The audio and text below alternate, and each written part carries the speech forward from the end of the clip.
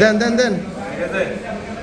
যেহেতু মাল্টিমিডিয়ার যাত্রাটা বাংলাদেশে রিসেন্টলি হয়েছে এবং সবগুলো গণমাধ্যম এখন মাল্টিমিডিয়ার দিকে যাচ্ছে, ফলে আসলে এই জায়গাটার ভবিষ্যৎ খুবই উজ্জ্বল।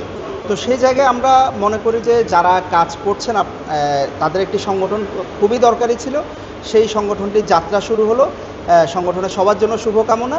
আপনারা সুন্দর করে এগিয়ে যান। আর খুবই প্রয়োজন, বিশেষ করে মজো জার্নালিজম থেকে শুরু করে সবগুলোই কর্মশালা, ফেলোশিপ প্রদান এবং কাজের নতুন নতুন জায়গা খোঁজা, বিশেষ করে সাংবাদিকতার প্রশিক্ষণ দেওয়া অনেকগুলো সংস্থা রয়েছে এনজিও থেকে শুরু করে, তাদের সাথে একটু কোলাবোরেশন করা।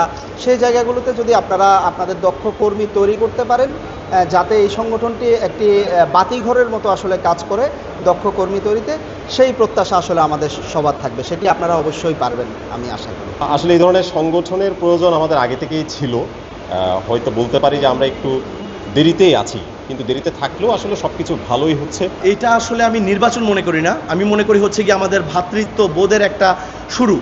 মানে একটা জিনিস হচ্ছে যে আমরা যারা সাংবাদিক আছি চট্টগ্রামে এবং যারা মাঠে কাজ করছি, মাল্টিমিডিয়া রিপোর্টার্স যারা আছি, তাদের একটা সংগঠন এজন্যই জরুরি, যাতে আমরা যখন কাজ করি তখন আমাদের যে ভ্রাতৃত্ববোধ এবং আমাদের যে সুরক্ষার যে জায়গাটা, এই জায়গাটার যাতে কোনো ধরনের ঘাটতি না হয়। এটা আসলে দরকার ছিল সবাইকে ঐক্যের পথে একসাথে একত্র করা। মাল্টিমিডিয়া রিপোর্টার্স ইউনিটির যে সংগঠন আজকে থেকে, অর্থাৎ নির্বাচনের মাধ্যমে যে পথ চলা তাদের শুরু হবে, সেটা আসলে একটা অবসরণীয় একটা দিনের মতো থেকে যাবে। টানা সপ্তমবারের মতো বেস্ট টিস্যু পেপার ব্র্যান্ড হিসেবে স্বীকৃতি পেয়েছে বসুন্ধরা টিস্যু। নির্বাচন সকাল 10:30 থেকে শুরু হয়েছে, খুব শান্ত সুশৃঙ্খলভাবে চলছে। এখন পর্যন্ত আমাদের সিংহভাগ ভোট দেওয়া হয়ে শেষ হয়েছে। আশা করি 1টার দিকে শেষ করব। মাল্টিমিডিয়া রিপোর্টার্স ইউনিটের যে সংগঠন, এটাই প্রথম। সবচাইতে এই জন্য আমরা খুশি যে সূচনা লগ্নেই কিন্তু আমরা একটি গ্রহণযোগ্যমূলক একটা নির্বাচনের মাধ্যমে সকলের অংশগ্রহণ একটা নির্বাচনের ব্যবস্থা করতে পেরেছি। চট্টগ্রাম মাল্টিমিডিয়া রিপোর্টার্স ইউনিটির যে সংগঠন, আমরা একটা ইউনিটি চট্টগ্রামে ইতিমধ্যে আমরা শুরু করেছি। সেটা থেকে সবচেয়ে বেশি যেটা প্রাধান্য থাকবে সেটা হচ্ছে যারা তরুণরা রয়েছে, মেধাবী সংবাদকর্মীরা আসতে যাচ্ছে, তাদের জন্য এই সংগঠন।